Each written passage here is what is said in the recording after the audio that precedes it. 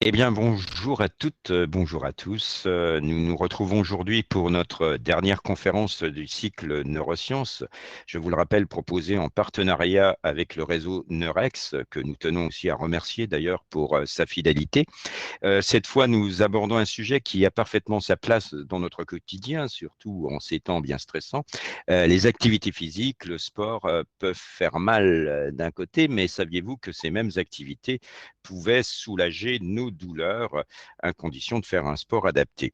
Les spécialistes en médecine sportive, les chercheurs en neurosciences nous annoncent au cours de ces dernières années que notre corps possède ses propres antidouleurs naturelles sécrétées lors des exercices physiques. Mais alors, par quel mécanisme ces effets analgésiques du sport se mettent en place? Comment est-ce que notre qualité de vie peut-elle s'améliorer sans prise de médicaments? Comment notre arsenal thérapeutique naturel, vous entendez parler d'endorphine, de dopamine, de sérotine, d'adrénaline, est-il activé lors du sport? On parle aussi du sport comme un barrage au stress, comme un apport euphorisant, une sensation de bien-être, mais tout ceci n'a-t-il pas des limites? Et trop de sport ne tue-t-il pas ces apports essentiels? Pour apporter, je l'espère, des réponses, nous avons le plaisir d'accueillir aujourd'hui Iris Chabriet-Trinkler, enseignante-chercheuse de l'Université de Strasbourg en équipe sport et sciences sociales, accompagnée, vous le verrez, de Jamila Merzoug, qui est une ancienne étudiante du master APA, on vous expliquera ça dans un instant, qui va nous faire part de son expérience. Alors bonjour Iris, bonjour Jamila, j'espère que tout va bien pour vous. Oui. Bonjour Jean-Yves et merci beaucoup pour l'invitation.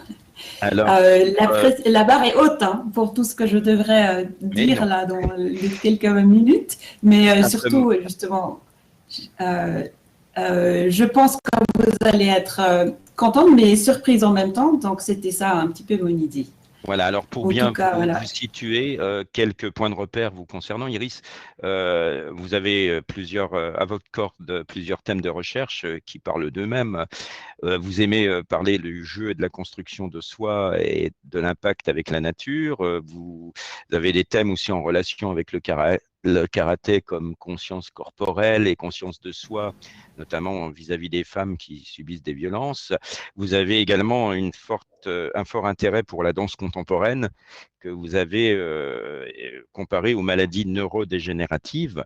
Donc, un beau parcours, un parcours qui vient d'Helvétie, hein, puisque vous avez des origines Oui, helvètes. Vous avez qui suivi démarre ici. une licence en psychologie de la perception à l'Université de Zurich, puis présenté une thèse en neurosciences cognitives à Londres. Et pendant une dizaine d'années, si je ne me trompe, vous avez travaillé en neuropsychologie sur les troubles de la reconnaissance des émotions avant de vous intéresser, on y revient, à la danse contemporaine. Et c'est d'ailleurs en partenariat avec des danseurs que vous vous êtes intéressé à la conscience corporelle.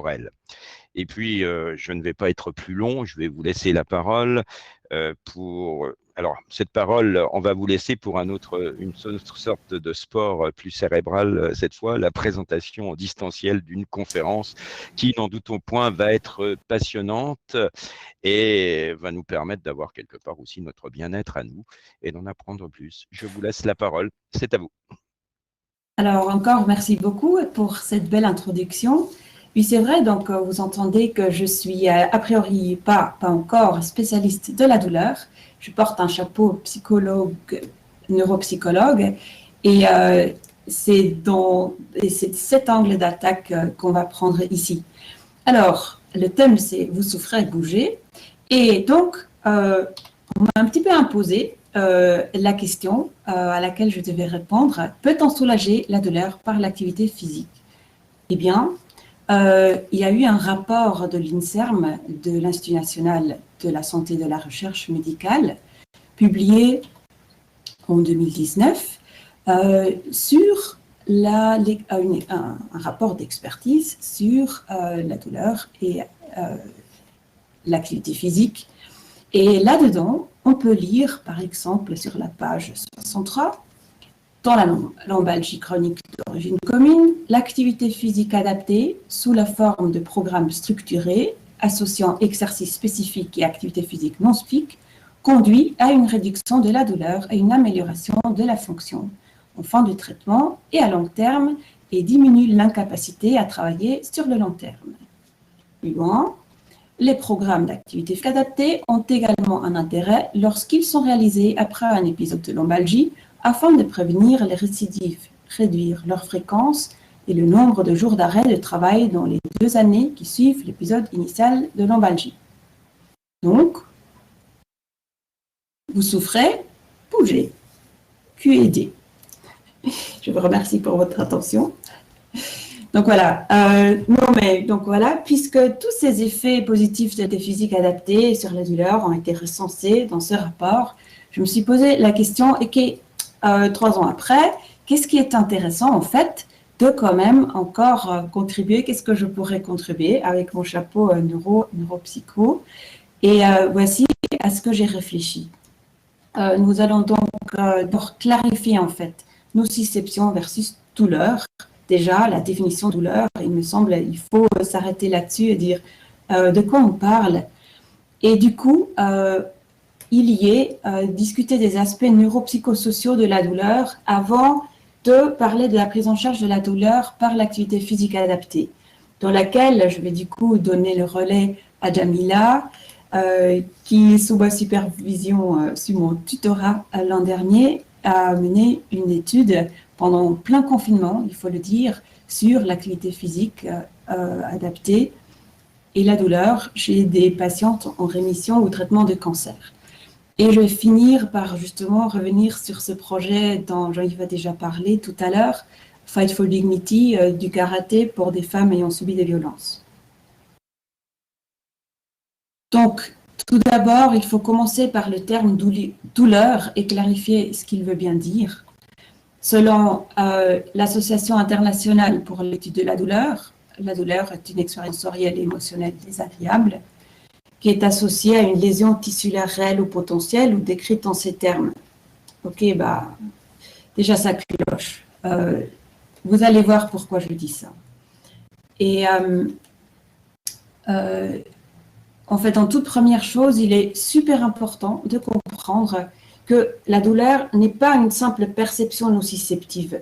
C'est-à-dire, ce n'est pas un simple constat qu'il y a eu dommage, qu'il y a eu dégâts d'un tissu, d'une blessure, une lésion d'une partie du corps. C'est beaucoup plus que ça. Et pour l'illustrer, je vais emprunter l'exemple anecdotique qu'amène Lorimer Moseley, un chercheur génial d'Australie qui travaille sur la douleur chronique et le traitement justement des patients qui souffrent de douleurs chroniques. Alors il raconte qu'un jour, vêtu d'un sarong, il marchait dans le bush australien. Tout d'un coup, il perçoit une légère égratignure sur la plante de son pied. À ce point-là, ce n'est pas vraiment une douleur, c'est encore une sensation somatosensorielle. Et il va se baigner, et juste après, quand il sort de l'eau, juste après, il tombe dans les pommes, et quand il se réveille, il est à l'hôpital. En fait, il a été mordu par un serpent toxique, le Eastern Brown Snake. Et voilà, des mois plus tard, il s'est remis, il se balade à nouveau dans le bush australien, il rebelote, il perçoit une légère égratignure sur la plante de son pied. Et ce coup-ci, il est fouetté par une douleur atroce. Or, sur plan somatosensoriel, c'est quelque chose de quasiment identique qui se passe dans les deux cas. Cette fois-ci, c'est en effet une petite brindille qui traînait par terre. Donc, c'est rien de nocif pour son corps. Les 2 fois, la sensation physique était la même. Mais une fois, il pensait que c'était une brindille, ça ne lui faisait pas mal. La deuxième fois, il pensait d'avoir été mordu par un serpent et il est quasi mort de douleur. Donc, voilà, on a ce constat-là qu'il y a une relation non linéaire entre le stimulus nociceptif et la perception de la douleur. C'est important de se dire en même temps, la douleur n'est pas une illusion. notamment même pour des douleurs pour lesquelles les médecins ne trouvent pas de cause organique, pas de lésions, dommages de tissu avérés, on ne trouve rien. L'activation cérébrale dans les centres de la douleur, elle est bien là. Donc, ce n'est pas une confabulation. Mais la perception de la douleur est une construction qui est faite de multiples facteurs biopsychosociaux et que nous allons donc examiner par le suivant. Donc, un des facteurs premiers, c'est que le cerveau, il interprète la menace. La douleur va signaler le danger potentiel et ceci a une fonction de survie, une fonction d'apprentissage, et la fonction d'apprentissage peut aussi être classée comme une fonction de survie, car nous apprenons des choses pour mieux nous adapter à notre environnement grâce au fait que nous nous inspirons de l'expérience du vécu. Alors, l'interprétation, la douleur est une interprétation qui est faite par des indices situationnels et de mémoire. Alors, quels sont donc ces aspects neuropsychosociaux de la douleur? Un premier exemple cognitif est celui de la modulation de la douleur par les centres d'attention. Les études en psychologie cognitive, en neurosciences cognitives ont montré que la douleur est perçue comme moins intense quand quelqu'un est distrait du stimulus douloureux. En revanche, la douleur augmente quand on se focalise sur la douleur. Donc, tous les parents savent ça. Quand un bébé tombe et tout de suite on passe à autre chose et on distrait son attention, eh ben, il a beaucoup moins mal. Maintenant, vous savez qu'il a en réalité moins mal. Et tous ces petits effets qu'on va maintenant voir, je vous invite à les emmagasiner, dire, OK, du coup, quand on fait du sport, quand on fait de l'activité physique, comment ça va intervenir aussi dans notre perception de la douleur. Les effets attentionnels, ils vont interagir avec des mécanismes d'attente qui vont se former autour de la douleur et des mécanismes de réappréciation du sens de la douleur. Donc, ces mécanismes, quand on vient de voir dans l'anecdote de Lorimer Moseley, sont influencés par l'expérience précédente. Donc, on a déjà vu du coup l'exemple avec le serpent. Et aussi, ça s'applique beaucoup.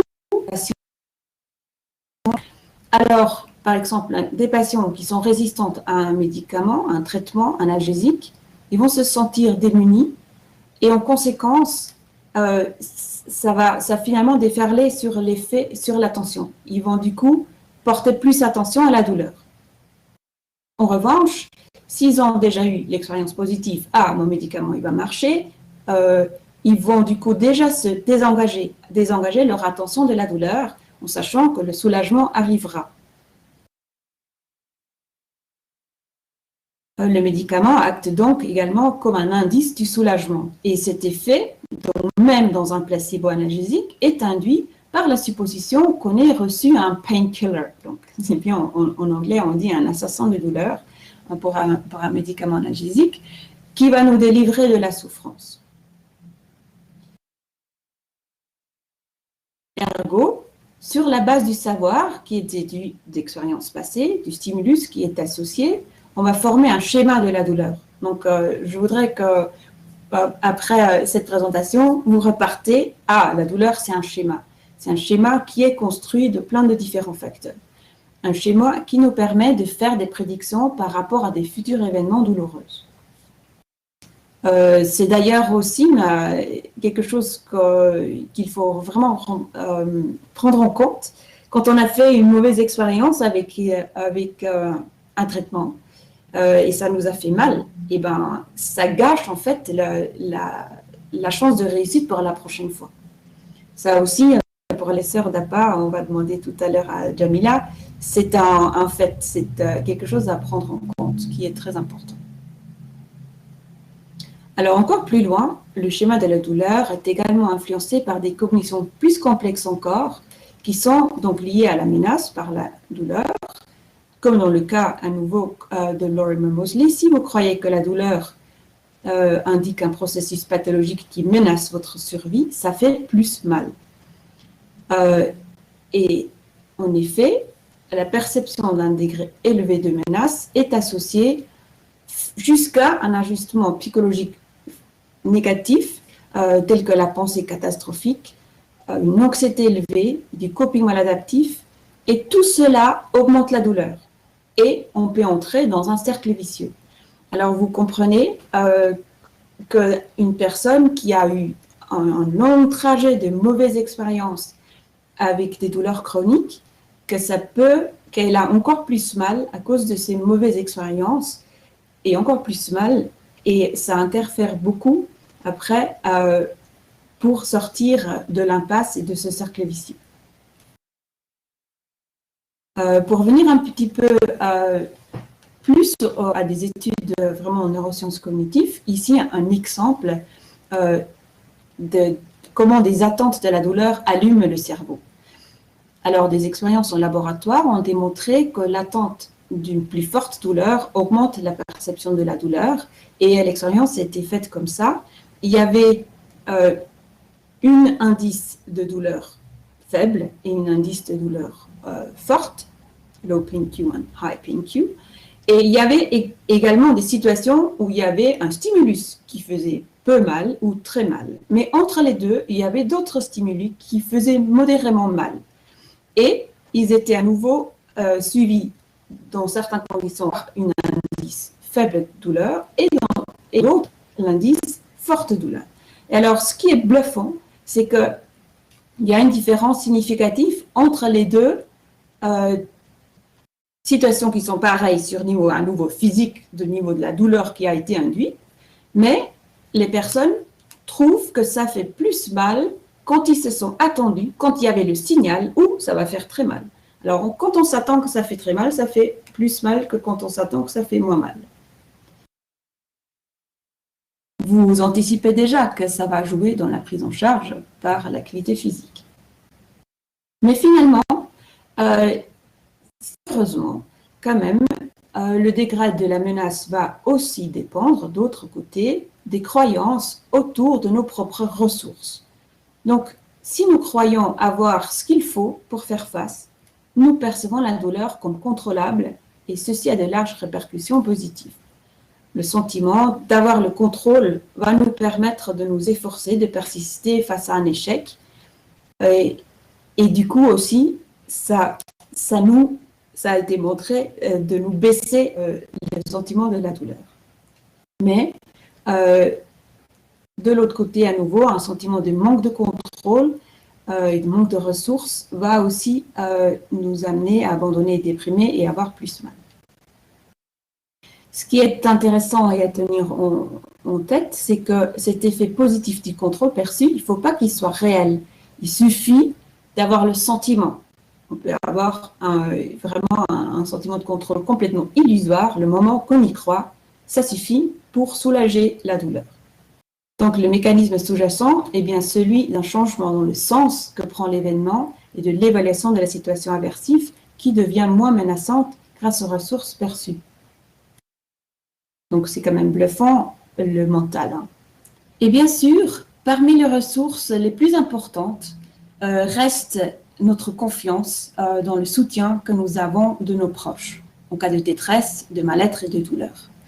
Alors, ce sentiment de confiance dans l'autre et dans son soutien, il est ancré dans notre toute première expérience d'avoir été soutenu, des toutes premières réactions et la sensibilité de nos primary caregivers, des premières personnes qui ont pris soin de nous, maman, papa, nounou, mais aussi si on était hospitalisé par exemple, les soignants, les soignantes, tout ça. Donc, qui entre l'âge de 0 et 2 ans, c'est notre modèle, ça s'appelle le style d'attachement, notre modèle qu'on aura, combien on va faire confiance qu'en cas de détresse, quelqu'un va venir à notre aide. Et donc, on comprend plus en plus.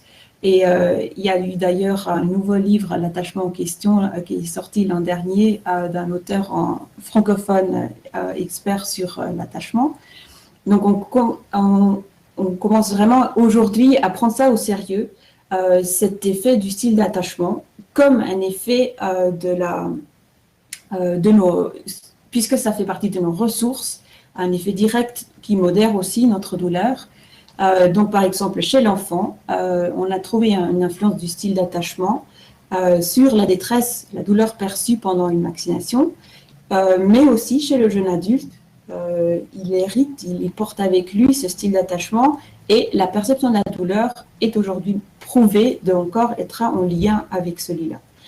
Donc, on a vu tout un paquet d'effets, d'aspects neuropsychosociaux de la douleur. Et c'est sur ce fond-là que je voudrais maintenant passer le relais, comme on dit parmi les sportifs, à Jamila, que tout de suite, quand j'ai eu cette invitation pour cette conférence, ça a été dans ma tête, qui a donc travaillé sur la prise en charge de la douleur par l'activité physique adaptée pour son projet de master. Bonjour à tous, merci de m'avoir conviée à cette conférence. Je remercie Madame Chabrier-Trincler ainsi que Jean-Yves Marchal. Heureuse d'être là également pour pouvoir vous expliquer mon étude. Alors, donc je suis ingénieure en activité physique adaptée, comme l'a pu dire Madame Chabrier-Trincler. Je travaille en ce moment chez Indoor Santé. C'est une association qui propose des programmes de remise à l'effort pour tout type de pathologie et ainsi que des maladies chroniques. Alors, par rapport à mon étude, j'ai travaillé autour de l'activité physique adaptée pour montrer justement les bénéfices sur la douleur pour les personnes atteintes ou en rémission de cancer. Alors, pour ma première partie, nous allons donc parler du diagnostic.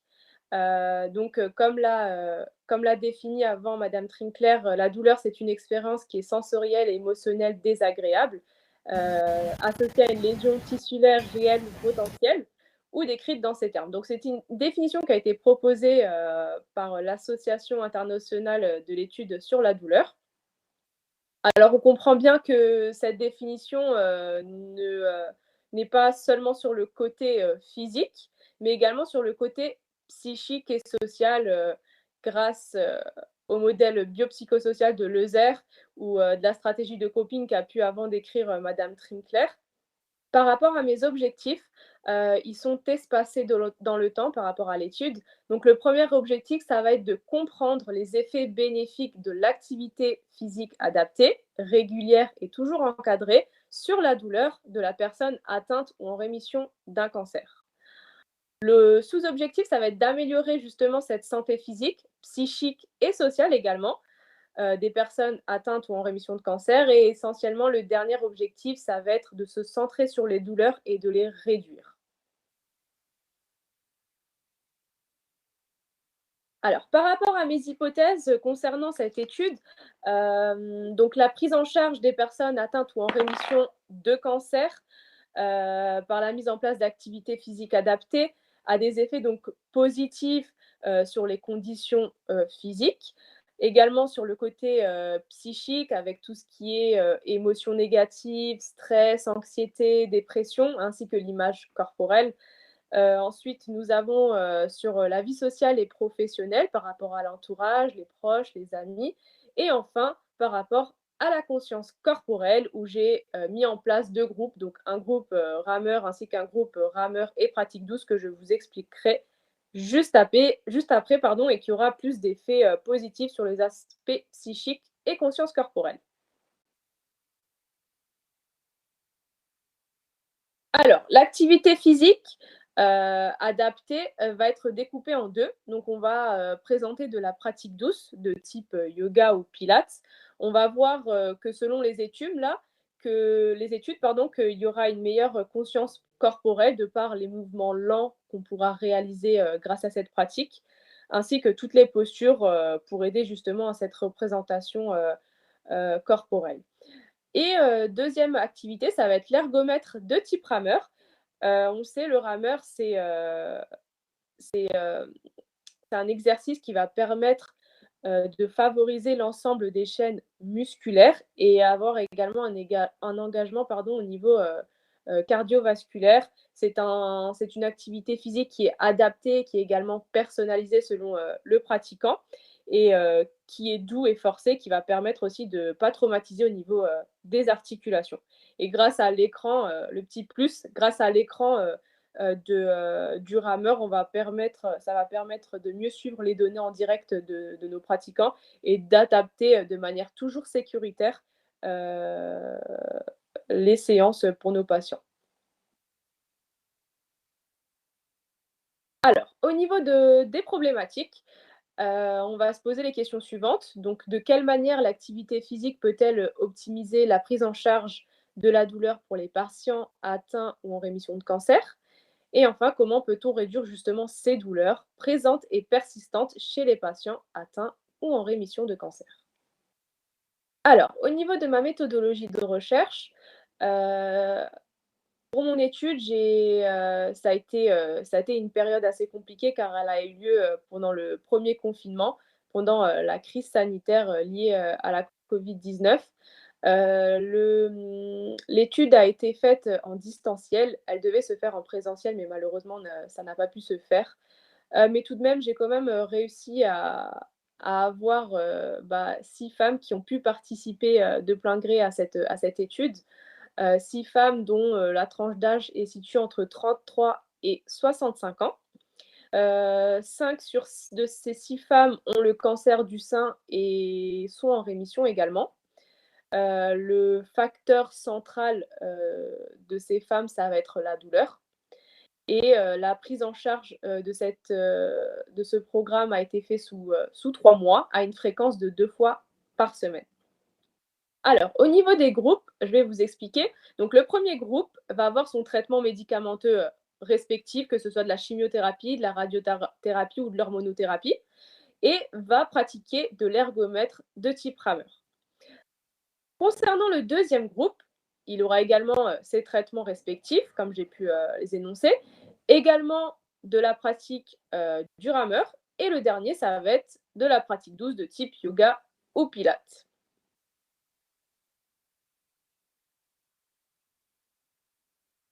Alors, au niveau de mes résultats concernant mon étude, nous allons nous concentrer dans un premier temps par rapport à la douleur physique.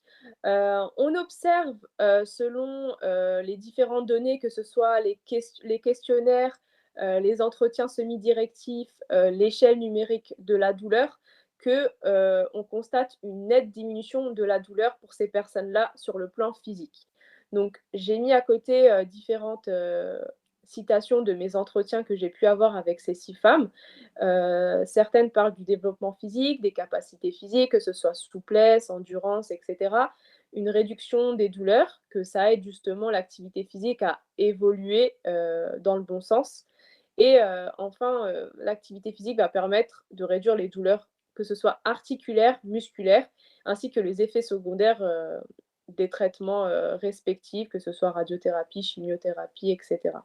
Donc là, on voit, par rapport, aux différentes citations que je viens d'énoncer, que la douleur a nettement diminué, pour ces femmes-là. On constate également, séance après séance que, en fin de séance, en fait, ils nous fournissent, un ressenti de douleur de 0 à 10 et on constate que, de la première à la dernière séance, que, il y a eu, une diminution, de ces douleurs physiques, ressenties.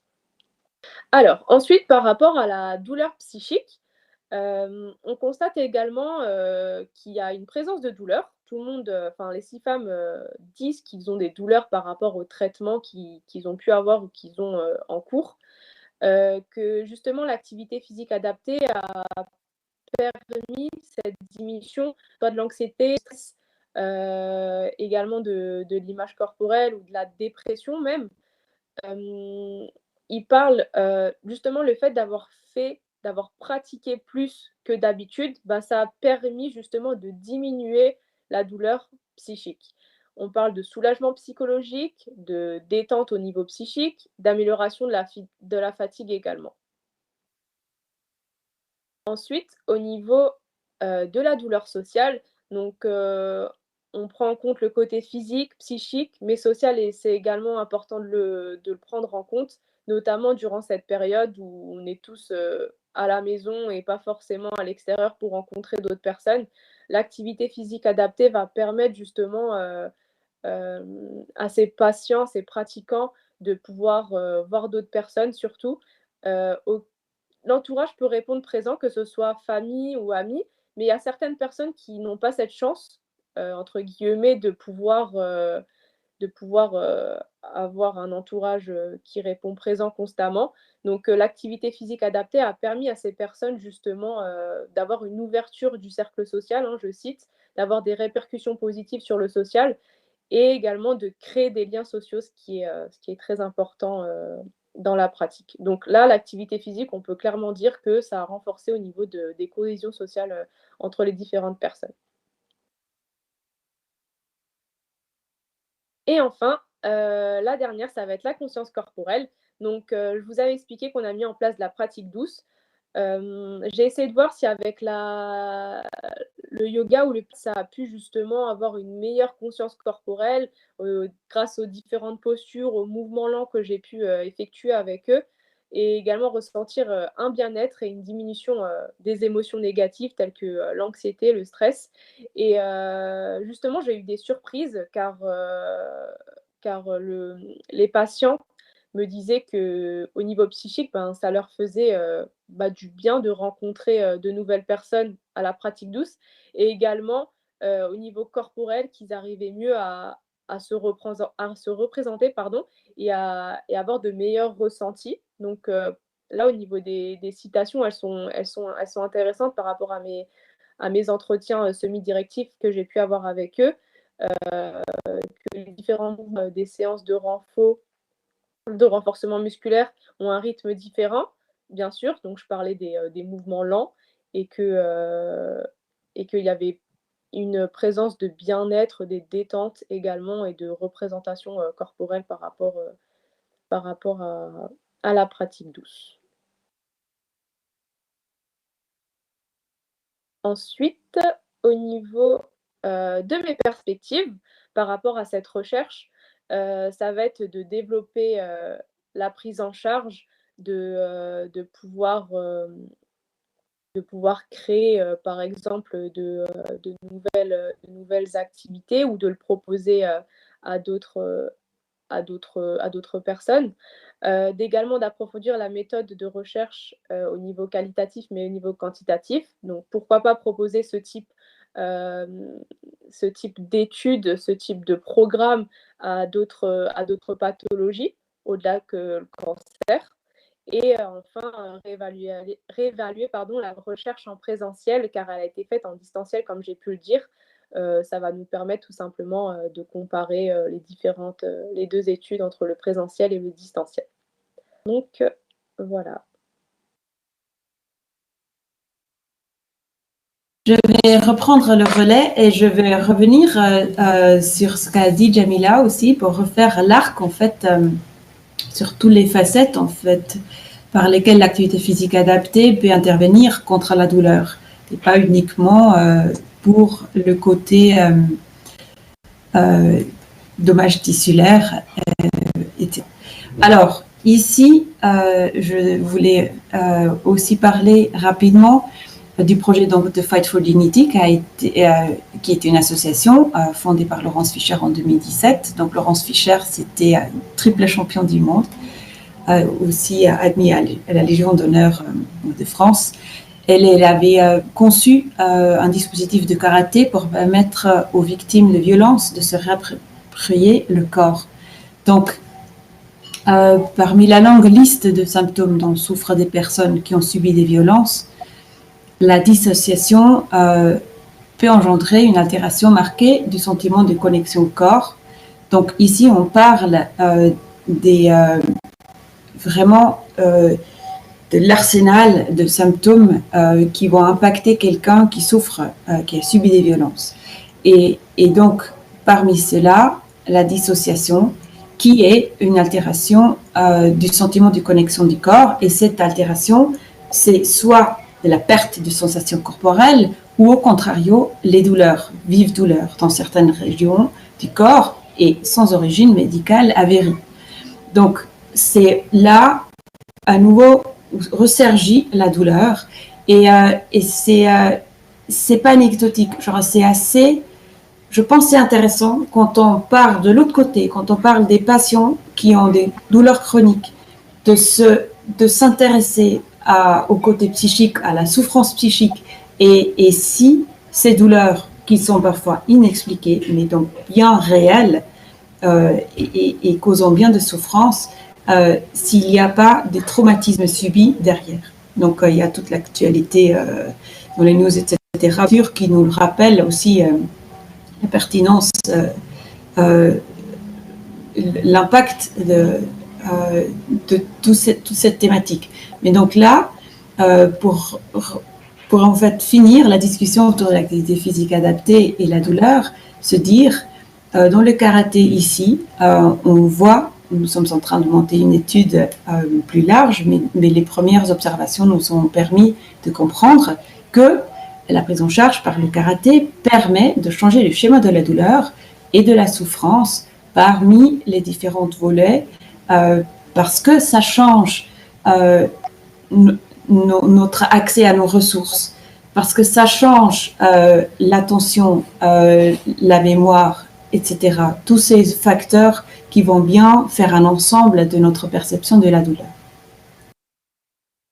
Alors, les messages à emporter, les take-home messages, c'est d'abord que la douleur n'est pas la simple perception de tissu ou d'organes, mais que la douleur est un sentiment composé de sensations du moment présent, de mémoire intégrée, d'attente, de croyance par rapport à ses propres capacités et ressources, et que l'activité physique adaptée permet de réduire la douleur en travaillant sur ces composantes de la douleur.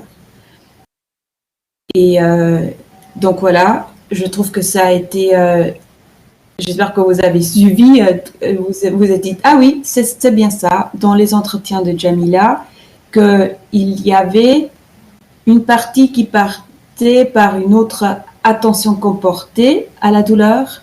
Et bien sûr, après, ça c'est des choses plus subtiles qu'on n'a pas pu capter dans cette observation-là, comme quoi, quand on a fait l'expérience positive d'avoir été soulagé de la douleur, et que du coup on a une attente plus positive, ça va du coup rentrer dans un cercle ce coup-ci vertueux, justement, un cercle vertueux aussi où l'attente va pouvoir nous faire avoir moins mal et encore moins mal, déjà en se disant ce traitement pour moi il marche et ainsi je suis sur la bonne voie vers la santé. Mais il y a ce facteur social et c'est pour ça que c'est intéressant de se dire, ok, quand on intervient en activité physique adaptée, le lien qui se crée entre les personnes, c'est un effet qui va travailler sur le schéma de la douleur, parce qu'il va rentrer dans nos ressources et les ressources font partie de la douleur, etc. J'ai récemment dû faire une petite biblio sur les neurotransmetteurs antalgiques qui sont impliqués dans l'activité physique. Et donc, on parle de l'ivresse du coureur, du runner's high, et je l'ai déjà dit comme les Français, les runner's high, je voulais dire. Et donc, tandis que plusieurs chercheurs ont pu démontrer des niveaux élevés de plasma bêta-endorphine, donc on parle toujours de l'effet de l'endorphine, il y a eu beaucoup de spéculations à propos de cette implication des endorphines sur niveau du cerveau, mais la preuve expérimentale est un petit peu insaisissable, tandis qu'il y a eu une étude relativement récente de 2015 qui a mis en évidence que cette euphorie du coureur ou l'ivresse du coureur, les runner's high, dépend de récepteurs cannabinoïdes. Alors, nous allons un jour, au sein de notre faculté en recherche, avec peut-être regarder les effets de l'activité physique adaptée en traçant justement est-ce qu'il y a, grâce au dispositif de rameur de Jamila, etc., des endocannabinoïdes qu'on peut tracer chez les participants de son cours d'activité physique et ainsi donc mettre en avant les effets aussi. Merci pour votre attention. Alors, je prends les questions. Donc, Jean-Yves va devoir poser pour tous les spectatrices et spectateurs qui auraient voulu en poser elles-mêmes et eux-mêmes. Bien, merci Iris, merci Djamila. Alors effectivement, une belle présentation qui nous montre toutes les entrées possibles par rapport aux douleurs et aux différents types de douleurs, notamment les aspects sociaux qu'on oublie de temps à autre. Je me posais une première question. Est-ce que finalement, dans cette histoire d'activité physique adaptée pour contrôler un peu nos douleurs, on n'est pas en présence d'une sorte de méthode Coué? C'est-à-dire, est-ce qu'on se convainc soi-même ou comment est-ce qu'on peut analyser ça? On se convainc, genre c'est quoi Coué? J'ai pas tout à fait compris. La méthode Coué, c'est se dire non, j'ai pas ça, non, ça va bien, non, je suis en pleine forme, mais je fais pas forcément de l'activité physique en disant ça. Donc, comment est-ce que le cerveau peut recevoir tout ça en neurosciences? Est-ce qu'on peut voir une différence entre quelqu'un qui se dit non, je vais très bien, mais je fais pas de sport, je vais très bien, je fais pas d'activité, mais ça va bien parce que je me contrôle moi-même, je contrôle moi-même ma douleur. Vous voyez ce que je veux dire? C'est-à-dire que est-ce qu'on a vraiment besoin d'activité physique ou est-ce qu'on peut le faire aussi sous cette forme en se disant je vais bien, je contrôle, je sais ce que c'est ma douleur, je sais que j'ai l'impression d'avoir des douleurs chroniques, mais j'ai pas envie de faire de sport. Enfin, voilà. Est-ce qu'il y a des entrées différentes? Comment est-ce qu'on peut percevoir? Je pense c'est pas tout à fait. C'est malheureusement vraiment très vrai qu'il y aura plein de gens qui trouveraient des excuses ou qui voient pas tout de suite que ça, qui ont besoin d'être motivés, qui ont besoin d'être poussés dans la bonne direction. Et puis Djamila, avec son élan et sa capacité de persuader, elle a probablement fait. Donc, ça serait intéressant, Djamila, de voir s'il y a eu des personnes qui disent « Oh, mais moi, je ne vais pas participer » ou quelle était la motivation, pourquoi les gens sont venus, en fait. Dans un premier temps, c'est vrai que c'était un peu compliqué d'avoir des personnes pour cette étude, surtout que c'était pendant cette crise sanitaire. C'est vrai que la motivation, c'est le premier facteur qui permet justement de sauter le pas et de pratiquer une activité physique. Je pense qu'avant que j'explique le programme aux patientes, dans un premier temps, je leur ai expliqué tous les bénéfices que ça peut avoir justement l'activité physique, que ce soit au niveau musculaire, au niveau articulaire, au niveau même du sommeil, au niveau de la fatigue, ça réduisait la fatigue. On peut croire que l'activité physique, on sort d'une séance, on est fatigué, mais non, c'est pas du tout ça. Ça permet justement cette réduction importante de la fatigue. Donc voilà, c'est tous ces petits bénéfices à transmettre aux pratiquants, aux futurs pratiquants pour qu'ils puissent adhérer à une activité physique adaptée. Après, il y a ce côté, la douleur, ça absorbe notre attention. Donc, avant le fait que justement, on a montré que quand on distrait quelqu'un de la douleur, il va la sentir moins. Mais donc, d'abord, la douleur est là, cette capacité de salience, d'attirer l'attention. Donc, c'est dur de juste dire sans rien faire, « Oh, au fait, je vais bien, ça fait pas mal. » Le mal va nous rappeler qu'il fait mal. Donc, c'est pour ça que je pense que les gens sont quand même prêts à essayer encore d'autres et encore d'autres traitements, même parfois des traitements farfelus, justement, parce qu'il faut échapper à cet état désagréable. Et après, c'est intéressant quand on a plusieurs facteurs qui convergent pour que ça ait un effet bénéfique contre la douleur. Je pense bien. Mais les attentes négatives, quand on a essayé de faire de l'activité physique et que ça fait mal, comme j'essaie de montrer, c'est aussi un effet pour lequel après les gens ils veulent plus en faire. Donc ça c'était, il y avait donc une autre étudiante en master, Sophie Genton, qui est aujourd'hui ingénieure à Haute-Pierre, au service de rhumatologie. Et elle lutte contre aussi ça, ce qu'elle appelle la kyphobie. Donc, ça vient justement, c'était l'image de Munch là, les personnes qui ont construit un schéma de la douleur, mais qui est énorme, où il y a beaucoup d'attentes négatives, de croyances négatives qui sont tous amalgamées autour de cette douleur et l'incapacité de bouger.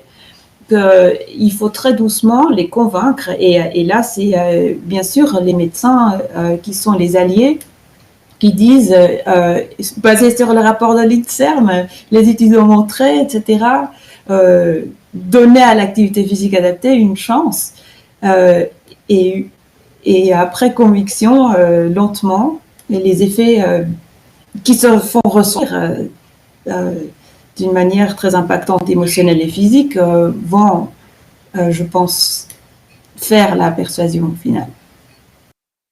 Justement, là, on a parlé fatigue et convaincre, mais dans un autre côté, comment est-ce que on peut se dire, est-ce qu'il y a des limites? C'est-à-dire, est-ce que dans l'activité physique adaptée, il faut quand même se fixer des limites qui font que, au bout d'un moment, soulager sa douleur, ça va plus être quelque chose de réalisable.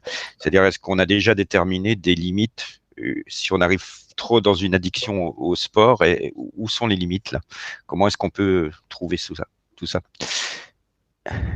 Moi, je laisserai d'abord peut-être à Jamila dire ce qu'elle en pense du côté du professionnel. Je pense que la prise en charge doit être très sensible. On doit toujours adapter. Donc, c'est peut-être un petit peu à ça qu'elle voulait faire référence par rapport aux écrans. Que la performance est surveillée, adaptée, c'est bien marqué adaptée, parce que c'est vraiment jaugé pour chaque personne, pour que ça convienne, pour que ça ne soit pas trop. Bien sûr, on peut faire des bêtises. Et c'est tout l'art du métier de ne pas en faire et de proposer un encadrement sécurisant. Jamila. Du coup, oui, pour rebondir sur ce que vient de dire Madame Trinkler, c'est vrai qu'on peut très rapidement tomber dans une addiction par rapport au sport et en faire tous les jours, tout le temps. Mais je pense que le mot adapté est bien pour résumer ça, c'est qu'on est là justement pour faire comprendre que l'activité physique, elle est importante pour justement avoir ses bénéfices. Mais nous, ce qu'on propose de manière pédagogique, c'est de dire tu peux en faire 2 à 3 fois par semaine et même le fait de bricoler, de jardiner ou de faire d'autres activités liées au quotidien, c'est aussi une activité physique. Donc voilà. Je voulais encore ajouter une chose, pardon. Encore une autre étudiante, une année d'avant, elle a essayé de regarder justement par rapport au Pilates chez des personnes qui souffrent de maladies rhumatismales, s'il y avait un effet aussi par rapport à la prise à la conscience corporelle. Et elle avait des gens qui pratiquaient vraiment très souvent et d'autres qui pratiquaient moins souvent. Et finalement, la fatigue et la douleur étaient réduites plus dans le groupe qui pratiquait moins. Donc là, on avait donc c'était pas du tout significatif, c'était une observation sur à nouveau des petits effectifs. C'est souvent, donc Jamila, elle s'est super bien débrouillée l'an dernier avec le Covid où elle a quand même réussi à avoir des observations, mais bien sûr, on n'a pas publié une étude sur 6 personnes, ça reste anecdotique, même si le contenu nous révèle vraiment beaucoup sur qu'est-ce qui se passe, qu'est-ce qui marche et comment ça marche. Mais donc voilà, Daniela aussi, c'était un petit effectif, mais juste comme idée, on a dû se dire, c'est pas le plus qui est le mieux. des personnes qui commencent justement par des effets de neurotransmetteurs qui sont probablement donc déclenchés à prendre tellement plaisir à faire de l'activité physique qu'après ils vont en faire de plus en plus, ils deviennent addicts, a dit Jamila, ou au moins très inclinés à en faire. Il faut aussi surveiller quand même aussi quand il y a des parties du corps abîmées, de ne pas oublier le corps et il y a un effet de dose, ouais. Justement, j'ai une question qui est un petit peu plus large, parce que finalement, activité physique, mais quelque part, il y a peut-être, d'une manière générale, une façon de se distraire pour compenser ces douleurs chroniques, par exemple. C'est peut-être se distraire qui est quelque chose d'important aussi dans cette histoire. Comment est-ce qu'on peut voir ça? Est-ce qu'on peut se dire, je vais essayer de me distraire, pas forcément en faisant que de l'activité physique adaptée, et je vais aussi gagner sur ma douleur. Non, après, donc là, il faut replonger dans les rapports de l'INSERM sur des effets plus, mais qui sont plus physiologiques et que je connais beaucoup moins, mais qui sont de l'ordre de réduire les inflammations, par exemple, que c'est l'activité physique qui va réduire les inflammations. Et ça, c'est un effet du coup physique. Donc, lui, il est biologique. Et ce côté-là, il est indéniable. Il prend le dessus de juste se distraire. C'est un effet distrayant aussi de pratiquer, mais il est potencé par un réel impact biologique quand même aussi. Et donc, une chose que je dis quand je parle de la santé mentale et de l'activité physique adaptée, c'est que on dit c'est bien pour la santé mentale, et puis donc voilà, ça a été prouvé aussi de plus en plus, mais c'est aussi que notre lifestyle contemporain, il est affligé par la sédentarité, et la sédentarité est en revanche très mauvais pour la douleur et pour la santé mentale. Donc en fait, notre corps, il a besoin de bouger pour réguler, pour aussi justement par exemple les inflammations. C'est un fléau de toujours être assis. Voilà. En fait, on devrait justement là faire que tout le monde se lève un petit peu et se faire des petits mouvements en train de nous écouter au moins. Ne jamais oublier cette importance-là. Et pour est-ce qu'on peut...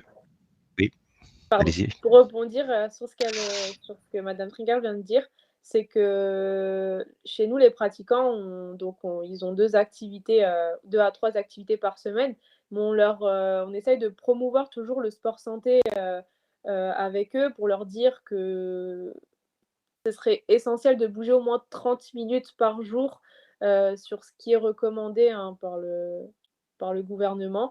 Mais voilà, c'est ce qu'on essaye de diffuser toujours au sein de nos séances.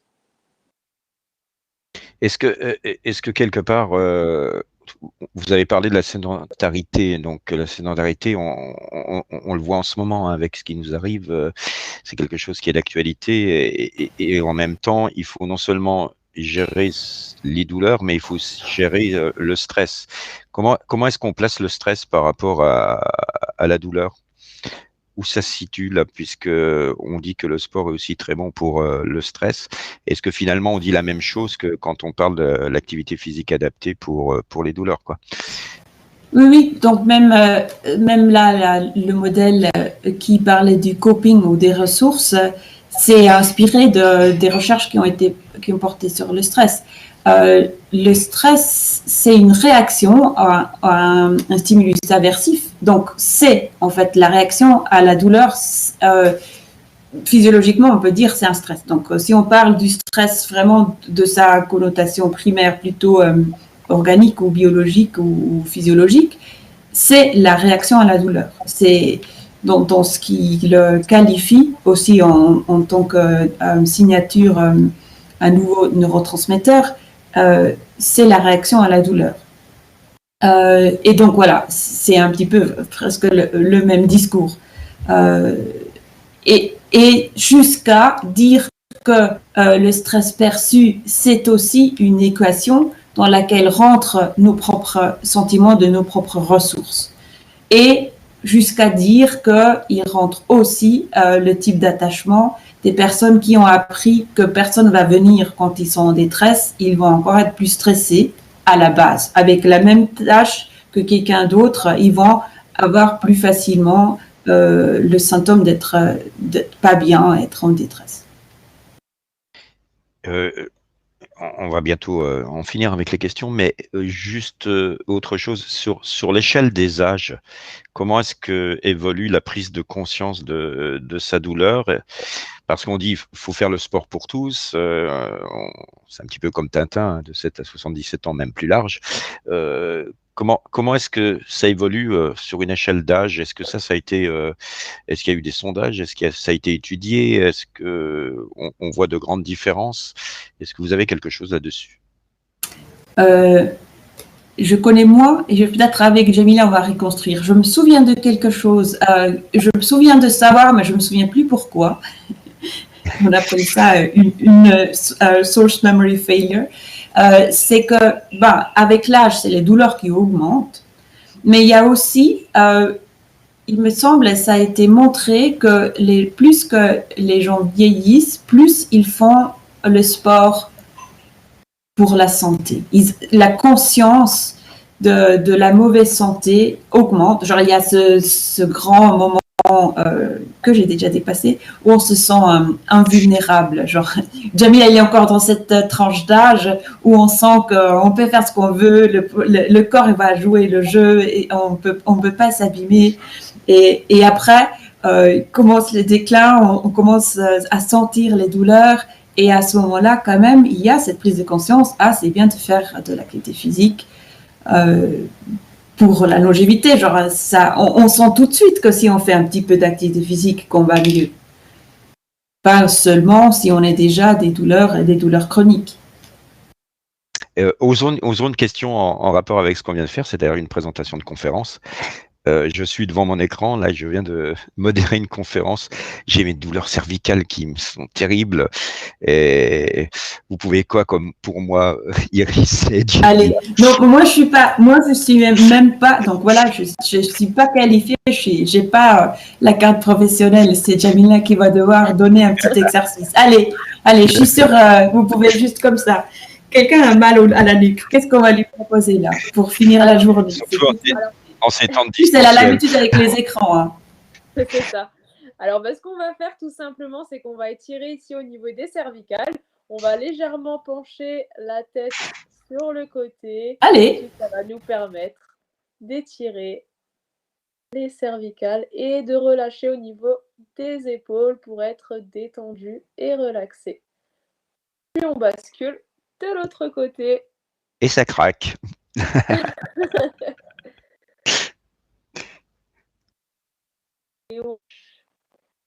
Voilà, c'est un coaching en direct avec nos conférences. Vous voyez, on peut tout faire.